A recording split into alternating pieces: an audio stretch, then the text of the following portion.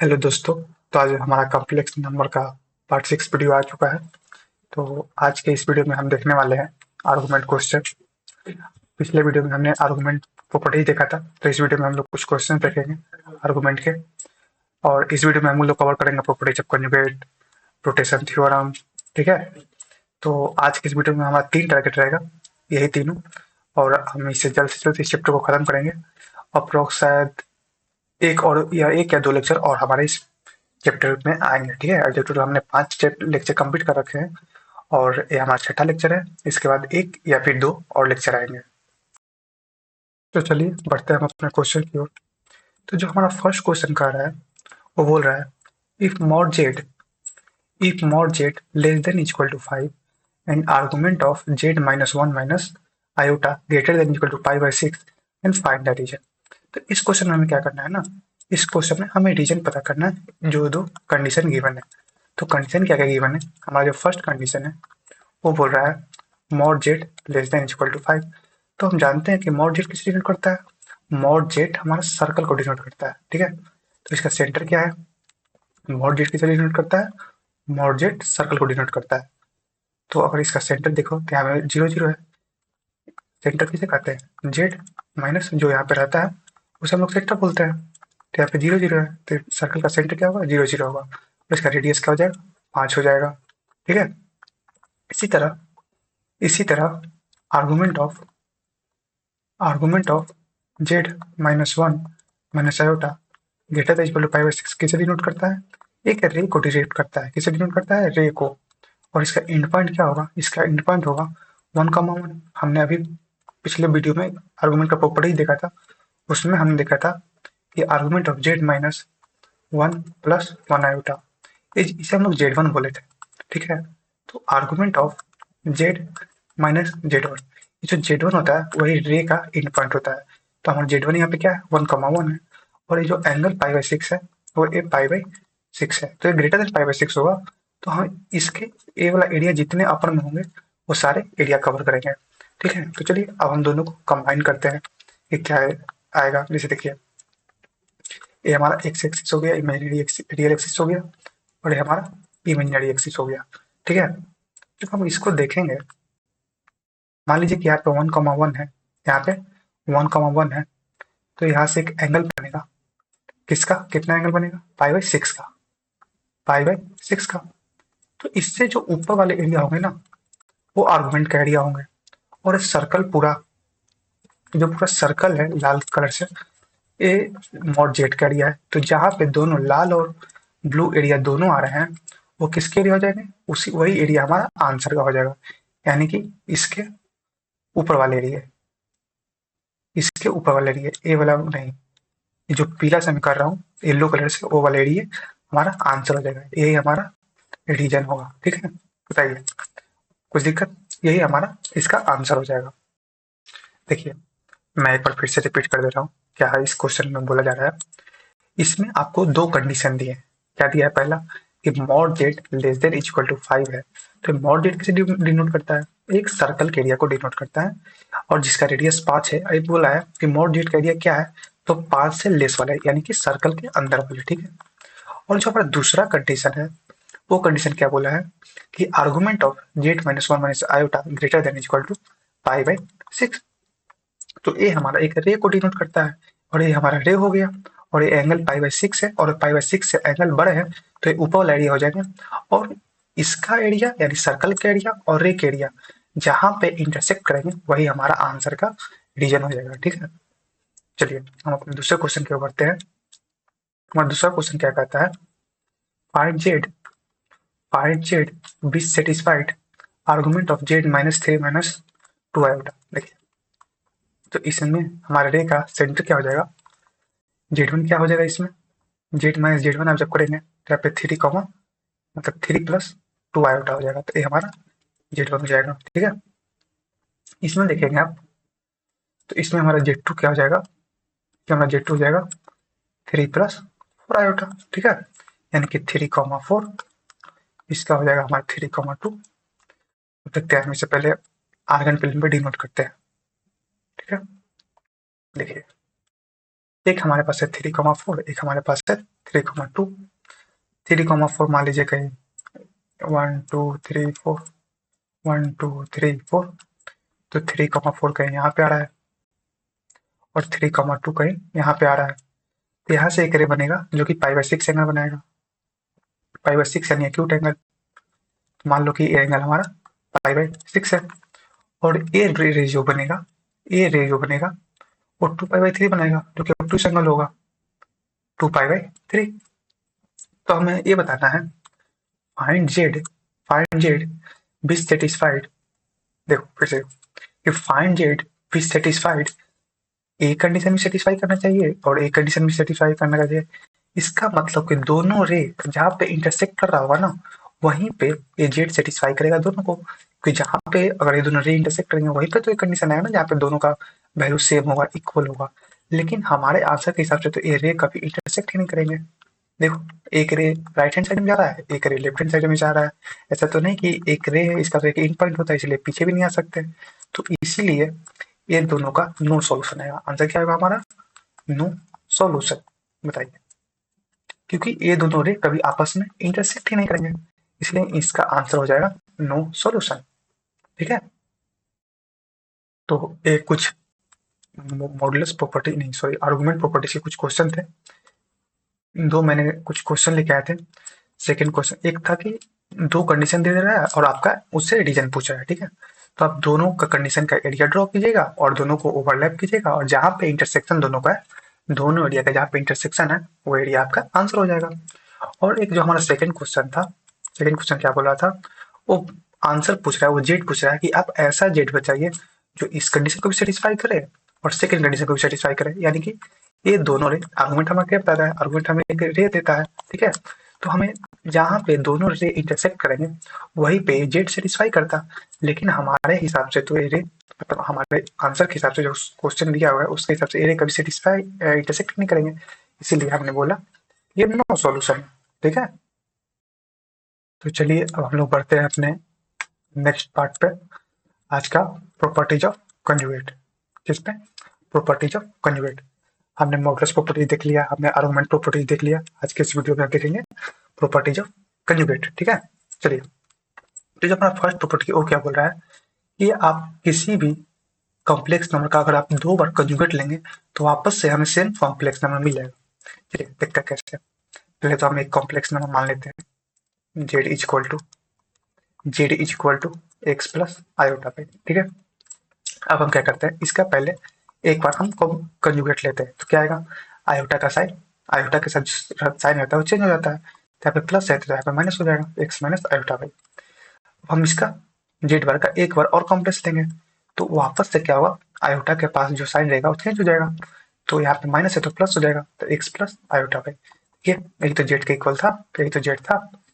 बताइए, तो क्या हो गया कि अगर किसी भी कॉम्प्लेक्स नंबर का क्या, कि अगर आप किसी भी कॉम्प्लेक्स नंबर का दो बार कंजुगेट लेंगे तो वापस से वही कॉम्प्लेक्स नंबर आपको मिल जाएगा। ठीक है, सेकंड प्रॉपर्टी क्या कहता है कि modulus of z is equal to modulus of z bar. देखिए इसका क्या मतलब है, जैसे देखिए एक हमारे पास यहाँ पे जेड अवेलेबल है, देखिए एक जेड भी है और एक जेड बार भी है। हम दोनों का मॉडुलस लेके देख लेते हैं क्या आता है। अगर हम जेड का मॉडुलस लेंगे तो क्या आएगा, रियल पार्ट का स्क्वायर इमेजिनरी पार्ट का स्क्वायर अंडर रूट। बताइए, और कंजुगेट का लेंगे तो उसका भी सेम, रियल पार्ट का और इमेजिनरी पार्ट का x square plus minus y का होल स्क्वायर। ये देखिए किसकी इक्वल आ गया, x square plus y square. तो ऐसे क्या आया, modulus of z, modulus of z is equal to modulus of conjugate of z. आ गया। देखिए, तो हमारा सेकंड प्रॉपर्टी क्या बोल रहा है कि आप modulus of Z normal complex number का निकालिए या फिर उसके कंजुगेट का निकालिए, दोनों का आंसर सेम ही होगा। ठीक है, थर्ड प्रॉपर्टी क्या बोलता है, थर्ड प्रॉपर्टी बोलता है कि अगर कोई भी complex number addition multiplication division subtraction में हो तो अगर उस पर होल कंजुगेट लगा हुआ है तो कंजुगेट डिस्ट्रीब्यूट हो जाता है सिंगल सिंगल पे। ठीक है, ये हमारा थर्ड और फोर्थ प्रॉपर्टीज है कि अगर आपके पास कोई भी कॉम्प्लेक्स नंबर एडिशन में हो, मल्टीप्लिकेशन में हो, सब्ट्रैक्शन में हो, डिवीजन में हो, अगर होल पे कॉम्प्लीमेंट है तो मल्टी कॉम्प्लीमेंट क्या होगा, सब पे डिस्ट्रीब्यूट हो जाता है। ठीक है, और साइन में कोई बदलाव नहीं था, साइन सेम रहता है। चलिए हम अपने फिफ्थ प्रॉपर्टी पे आते हैं। फिफ्थ प्रॉपर्टी क्या बोलता है कि z into z bar equal to mod z का होल स्क्वायर। चलिए देखते हैं इसको। फिफ्थ क्या बोल रहा है कि z into z bar equal to mod z का होल स्क्वायर। देखिए यहाँ पे हमने मॉड जेड निकाला है, अगर दोनों तरफ स्क्वायर कर देंगे तो क्या आ जाएगा, root x square plus y square, root हमारा कैंसिल हो जाएगा। अब हम mod z into z bar करते हैं। जेड क्या है हमारा x plus iota y, z bar क्या है एक्स माइनस आयोटा वाई। ठीक है, हम मल्टीप्लाई करते हैं, एक्स के साथ एक्स मल्टीप्लाई होगा एक्स स्क्वायर हो जाएगा, प्लस यहाँ पे minus iota x y plus iota x y minus iota square y square. Iota square minus one होता है तो क्या हो जाएगा x square plus y square. देखिए left hand side is equal to right hand side हो गया ना।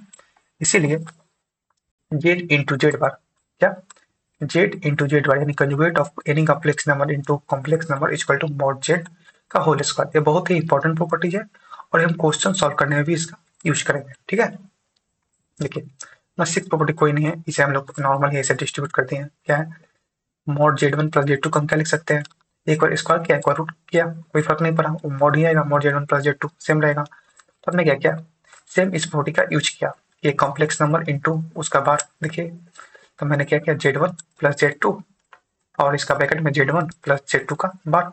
तब हमने फिफ्थ फिफ्थ प्रॉपर्टी का यूज किया और फिर मैंने उसी को क्या किया, मैंने थर्ड प्रॉपर्टी का यूज करते हुए मैंने कॉम्प्लीमेंट डिस्ट्रीब्यूट कर दिया। तो सिक्स प्रॉपर्टी कुछ नहीं है, टू और फिफ्थ प्रॉपर्टी का एक कॉम्बिनेशन है। ठीक है, अब देखिए जो हमारा सेवेंथ प्रॉपर्टी है, सेवेंथ प्रॉपर्टी क्या बोल रहा है, चलिए तो जो हमारा सेवेंथ प्रॉपर्टी है ना, सेवेंथ प्रॉपर्टी और एट प्रॉपर्टी ये भी बहुत इंपॉर्टेंट प्रॉपर्टी है जस्ट लाइक फिफ्थ। देखिए सेवेंथ प्रॉपर्टी क्या बोल रहा है कि if z plus z bar equal to zero, अगर किसी भी कॉम्प्लेक्स नंबर और उसका कॉन्जुगेट का सम जीरो आ जाए तो complex number purely imaginary number होता है। और कन्वर्स इज ऑल्सो ट्रू, अगर कोई भी चीज कॉम्प्लेक्स नंबर प्योरली इमेजिनरी है तो उसका और उसके कॉन्जुगेट का सम जीरो होगा। चलिए देखते हैं कैसे। मैंने एक कॉम्प्लेक्स नंबर जेड लिया और एक जेड बार किया। ठीक है, चलिए इसको सॉल्व करके देखते हैं क्या आता है। तो जेड प्लस जेड बार मैं निकाल रहा हूँ, तो x plus iota y plus x minus iota y cancel हो गया, तो क्या है टू एक्स आया। ठीक है, अब ये जेड प्लस जेड बार किसके इक्वल होगा, जीरो के इक्वल होगा। किसके इक्वल होगा भाई, तो जीरो के इक्वल होगा। तो टू एक्स जीरो कब हो सकता है, टू एक्स जीरो केवल एक ही केस में हो सकता है जब आपका एक्स जीरो हो। और अगर किसी भी कॉम्प्लेक्स नंबर में आपका रियल पार्ट जीरो हो गया तो उस नंबर को हम क्या बोलते हैं, उस नंबर को हम बोलते हैं प्योरली इमेजिनरी नंबर। ठीक है, इसी तरह आप देखेंगे एट प्रॉपर्टी, एट प्रॉपर्टी क्या बोल रहा है कि आप किसी भी कॉम्प्लेक्स नंबर को उसके कंजुगेट से सब्ट्रैक्ट करेंगे और वो जीरो आ गया तो complex number purely real number होता है और इसका कन्वर्स भी ट्रू है। तो इसको देखते हैं, इसको हम लोग कैसे कर सकते हैं। अब इस पर क्या कर रहे हैं, इस बार हम लोग जेड बार पहले निकालते हैं। तो जेड क्या है हमारा, जेड है हमारा एक्स प्लस आयोटा वाई और जेड बार क्या है हमारा x minus iota y. Z bar क्या है हमारा कंजुगेट है जेड का, तो हम इसको खोलते हैं x plus iota y minus x minus minus क्या हो जाएगा प्लस हो जाएगा प्लस आयोटा वाई। ठीक है, तो एक्स एक्स हमारा कट गया, बचा क्या आयोटा टू वाई, ये हमारा नंबर बचा। और ये किसके इक्वल है, जीरो के इक्वल है। और ये जीरो के इक्वल कब होगा, जब y इक्वल टू जीरो होगा। और किसी भी कॉम्प्लेक्स नंबर में जब y जीरो हो जाता है तो वो नंबर क्या होता है, प्योरली प्योरली रियल नंबर। ठीक है, तो ये बहुत ही इंपॉर्टेंट प्रॉपर्टी थे सेवेंथ और एट। सेवेंथ नंबर क्या बोल रहा है कि आप अगर किसी भी कॉम्प्लेक्स नंबर को उसके कंजुगेट के साथ ऐड करें और अगर नंबर जीरो आ गया तो कॉम्प्लेक्स नंबर प्योरली इमेजिनरी है। क्या होता है ना, क्वेश्चन में आपको ये स्टेटमेंट दिया रहेगा तो आपको डायरेक्ट दिमाग में लगाना है कि नंबर प्योरली इमेजिनरी होगा। या फिर डायरेक्ट ये बोल सकता है कि if z is purely imaginary, तो आपको ये याद आना चाहिए कि z plus z y equal to zero होगा। ठीक है, इससे आपको एक इक्वेशन बन सकता है या फिर डायरेक्ट आपका आंसर सॉल्व हो सकता है। सेम इस तरह एट में भी z minus z y equal to zero, z is purely real and converse is also true. देखिए मैंने नीचे एग्जाम्पल भी लिया है, z is equal to three i है, z y equal to minus three i है और ये दोनों प्योरली इमेजिनरी नंबर है तो इसका सब जीरो आ रहा है। सेम इसी तरह z equal to five, z equal to minus five, ये दोनों प्योरली रियल नंबर है तो इनका अगर सब्ट्रैक्ट करें तो जीरो आ रहा है। ठीक है, बताइए। तो ये हमारे पास कुछ प्रॉपर्टीज थे। पहला प्रॉपर्टी था कि आप किसी भी कॉम्प्लेक्स नंबर को दो बार अगर आप किसी भी कॉम्प्लेक्स नंबर को अगर आप दो बार कंजुगेट लिखते हैं तो वापस से कॉम्प्लेक्स नंबर मिल जाएगा। फिर modulus of complex number and modulus of complex number of their conjugate is equal to same, मतलब दोनों आपस में इक्वल होते हैं। इसी तरह फोर्थ प्रॉपर्टी था। और फिर फिफ्थ प्रॉपर्टी हमारा था z into z bar equal to mod z का होल स्क्वायर। ठीक है, फिर सिक्स सेम ही था, सेवन और एट इंपॉर्टेंट प्रॉपर्टी है, तो इसे आप देख लीजिएगा। ठीक है, चलिए हम अपने आगे बढ़ते हैं, इस पर कुछ क्वेश्चन कर लेते हैं। तो अगर आप क्वेश्चन लिखिएगा तो क्वेश्चन में क्या बोला है कि z minus one by upon z plus one is purely imaginary, यानी कि ये भी एक कॉम्प्लेक्स नंबर ही तो आएगा। Then prove that mod z is equal to, चलिए देखते हैं इसको क्या बोल रहा है कि z minus one is z minus one upon z plus one is purely imaginary. तो अगर कोई भी नंबर, देखिए अभी हमने प्रॉपर्टी में देखा था, अगर कोई भी नंबर प्योरली इमेजिनरी होता है तो उसका सम, उस कॉम्प्लेक्स नंबर का सम और उसके कंजुगेट का सम जीरो होता है। तो हम इसी प्रॉपर्टी का यूज करेंगे यहाँ पे। तो एक कॉम्प्लेक्स नंबर है Z minus one upon z plus one, और इसका हम बार लेंगे Z minus one Z plus one. देखो जब तुम इसे सॉल्व करोगे ना, आप लोग जब इसे सॉल्व कीजिएगा तो ये भी तो कोई कॉम्प्लेक्स नंबर आएगा, कोई भी एक क्यू मान लीजिए कॉम्प्लेक्स नंबर है, तो ये वही क्यू है। तो हम इसका बार लेंगे और इसका सम हम क्या करेंगे, जीरो के इक्वल करेंगे। अब देखिए Z minus one upon z plus one, अब ये क्या बार कॉम्प्लेक्स नंबर पर डिस्ट्रीब्यूट हो जाएगा, तो Z bar minus one, one पे आप बार लीजिए या लीजिए कोई फर्क नहीं पड़ता, क्योंकि प्योरली रियल नंबर है। जैसे मान लीजिए एक complex number z equal to x, तो प्योरली रियल नंबर है, और हम जेड बार लेंगे तो फिर से तो एक्स ही आएगा। ठीक है, आप बार लीजिए या ना लीजिए कोई फर्क नहीं पड़ता है। ठीक है, z bar plus one equal to zero. पहले हम एलएचएस को सॉल्व कर लेते हैं। अगर आप देखेंगे यहाँ पे तो पहले हम लोग एलसीएम लेते हैं। एलसीएम जब आप लेंगे तो क्या आएगा, z plus one into z bar plus one, ऊपर क्या जाएगा z minus one into z bar plus one plus z bar minus one into z plus one, यही तो आएगा। आर से सभी इक्वल टू जीरो बाद में करेंगे, पहले इधर सॉल्व कर लेते हैं।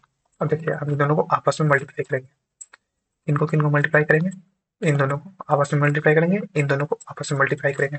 चलिए करते हैं। तो पहला जेड इंटू जेड बार, मैंने पहले इससे किया, अब मैं इसको सेकेंड टाइम से करूंगा।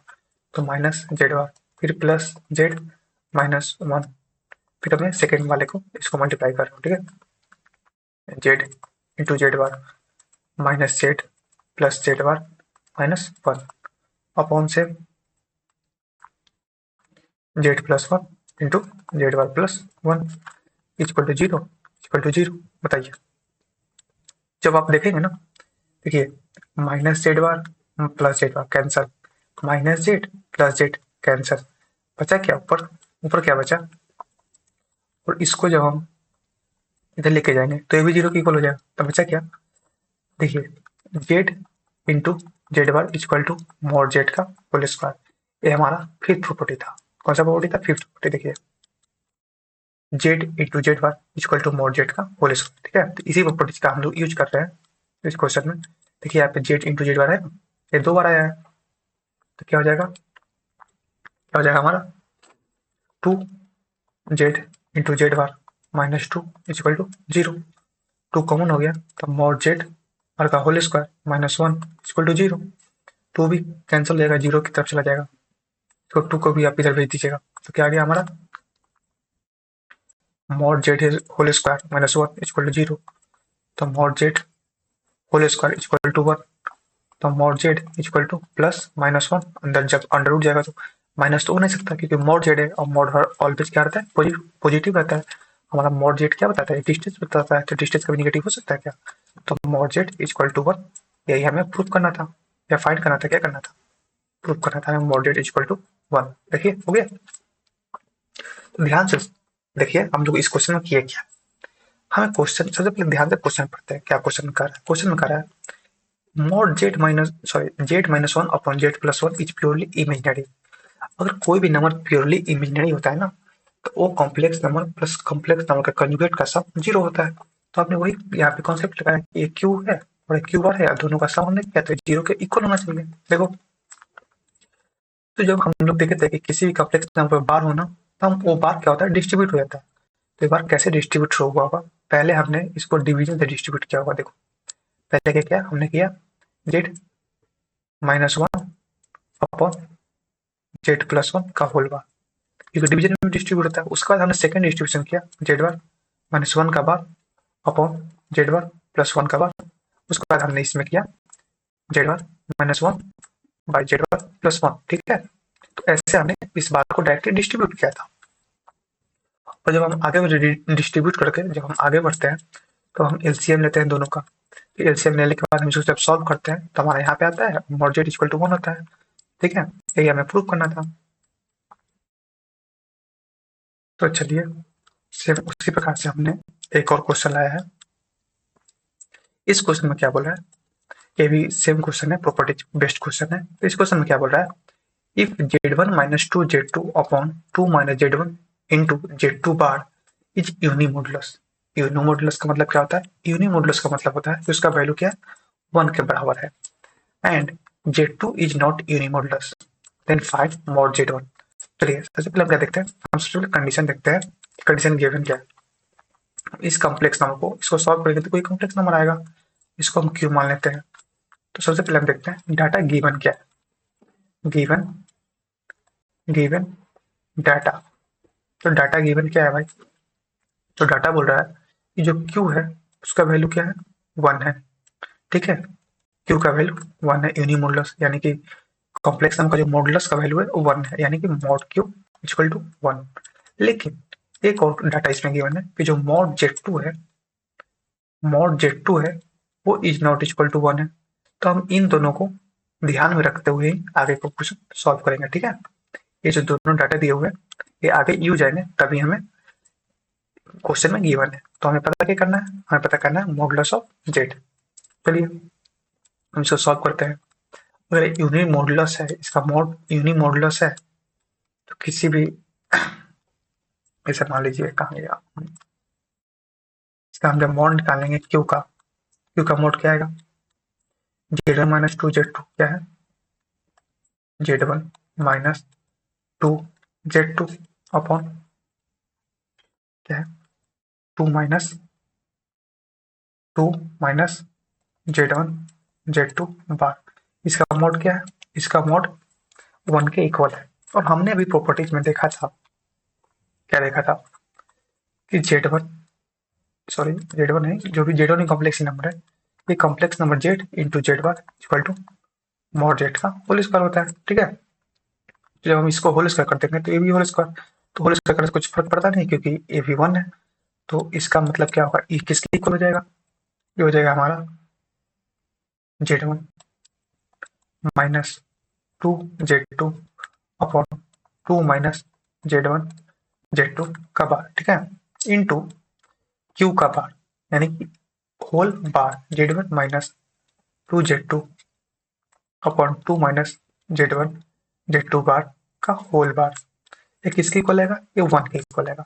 चलिए इसे सॉल्व करते हैं।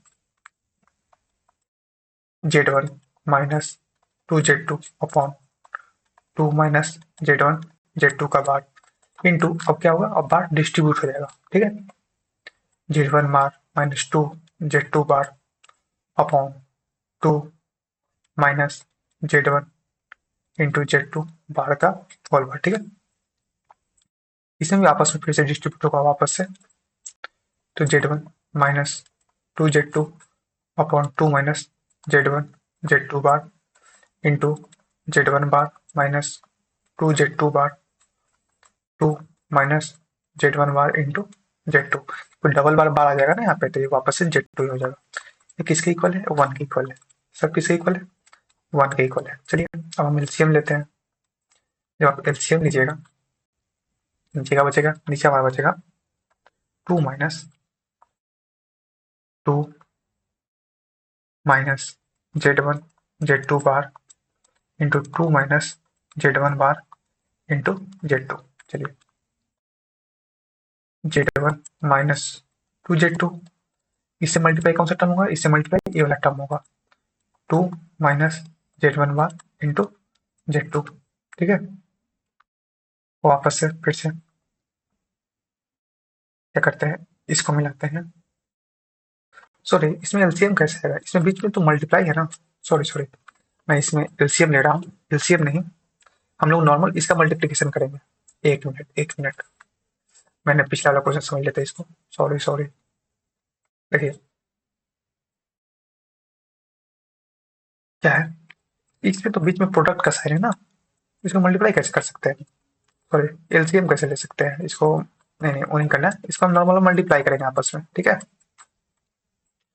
तो Z1 into Z1 bar minus 2Z2 into Z1 बार। ठीक है, इसको मैंने पहले इससे मल्टीप्लाई किया, फिर मैंने इसको इससे मल्टीप्लाई किया, अब इसका बारी है, तो -2Z1 into Z2 bar minus minus plus 2Z2 into Z2 bar. ठीक है, दो दूनी 4 हो जाएगा यहाँ पे, 2 2 जा 4, यहाँ पे क्या जाएगा 4 हो जाएगा। सेम देखिए, 2 2 जा 4 माइनस 2Z1 Z2 बार, फिर -2Z1 bar Z2 plus Z into Z1 bar Z2 into Z2 bar equal to 1। ठीक है, बताइए यहाँ तो कोई दिक्कत। चलिए, तब इसको क्या होगा, अब इसे आगे करते हैं। ये पूरा डिनोमिनेटर कहाँ चल जाएगा, इससे 1 से मल्टीप्लाई हो जाएगा। ठीक है, चलिए Z1 into Z1 bar -2Z2 into Z1 bar -2Z1 into Z2 bar plus 4Z2 into Z2 bar, ये किसके इक्वल हो जाएगा, इक्वल हो जाएगा 4 minus 2Z1 into Z2 bar -2Z1 bar into Z2 plus Z1 into Z1 bar into Z2 into Z2 bar. चलिए ये देखते हैं, जब आप देखेंगे तो -2Z2 into Z1 bar -2Z2 into Z1 बार, ये दोनों आपस में कैंसिल हो जाएंगे। ठीक है, -2Z1 into Z2 bar -2Z1 into Z2 bar, ये दोनों भी आपस में कैंसिल हो जाएंगे। और क्या आ जाएगा हमारा, और तो कुछ नहीं जा रहा, देखते हैं सॉल्व करके पहले, और कुछ जा रहा है क्या। अच्छा, इसको लिखेंगे जब हम, अब क्या आएगा, पहले इसे छोटा कर लेता हूँ मैं थोड़ा सा, स्पेस ले रहा है।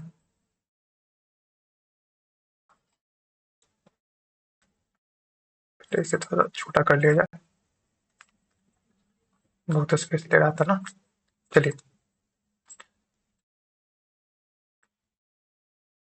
तो हमारा क्या बचा, इसे मॉड जेड का होल स्क्वायर लिख सकते हैं, Z2 Z1 bar plus 4 mod Z2 whole square equal to 4 plus mod Z whole square into mod Z1 Z2 whole square. यही तो हमारा है, देखिए Z1 whole square plus 4 minus, इसको मैंने लेफ्ट हैंड साइड में लिखा है इस पूरे टर्म को। ठीक है, तो क्या है, ये हमारा आ गया। देखिए, तो जब आएगा लेफ्ट हैंड साइड में तो क्या आएगा, mod Z1 whole square into mod Z2 whole square -4 plus 4 mod Z2 whole square equal to 0। अब देखिए, अब हम Z1 को कॉमन लेते हैं, Z1 होल स्क्वायर, तो क्या आया 1 minus mod Z2 whole square, यहाँ से कॉमन आएगा, यहाँ से 4 कॉमन आएगा, तो हमने लिया -4, तो क्या आया, नहीं सॉरी प्लस 4, कुछ भी ले लीजिए, -4 या प्लस 4, अंदर कॉमन सेम बचना चाहिए, जैसे -4 लेंगे तो यहाँ पे आना चाहिए 1, हाँ सही है, 1 minus mod Z2 whole square equal to 0। ठीक है, जब इसे सॉल्व करेंगे तो यानी कि ये दोनों कॉमन है, तो दोनों कॉमन वापस बाहर आ जाएगा, तो 1 minus mod Z2 whole square Z1 whole square -4 equal to 0। और आप स्टार्टिंग में देखिएगा कंडीशन तो क्या दिया हुआ था कि Z2 is not equal to 1, क्या दिया था, Z2 is not equal to 1, तो ये 1 नहीं होगा। तो इसको 0 होने के लिए, इस कंडीशन को 0 होने के लिए या तो ये 0 होता है या तो ये 0 होता है, लेकिन क्वेश्चन में पहले ही दे दिया है कि Z2 क्या है, मॉडुलस ऑफ Z2 1 नहीं है, तो ये 0 तो हो नहीं सकता कभी, यानी कि 0 इसी को होना पड़ेगा। जब आप इसको 0 कीजिएगा, Z1 whole square minus 4 is equal to 0, तो Z1 इज इक्वल टू √2 आएगा, √4 यानी कि 2 आएगा, mod Z1 is equal to 2। ठीक है, देखिए, तो फाइंड मॉड Z, तो मॉड Z क्या आ गया, 2 आ गया। यही Z1 था, इसी का हमें वैल्यू पता करना था, तो mod Z1 is equal to 2 आ गया। हमें इस Z1 का वैल्यू पता करना था। ठीक है, बताइए कोई दिक्कत? तो हम आज की इस वीडियो में रोटेशन थ्योरम तो नहीं कर पाएंगे, हम रोटेशन थ्योरम कल करेंगे, यानी कि नेक्स्ट पार्ट में करेंगे। ठीक है, तब तक के लिए थैंक यू फॉर वॉचिंग।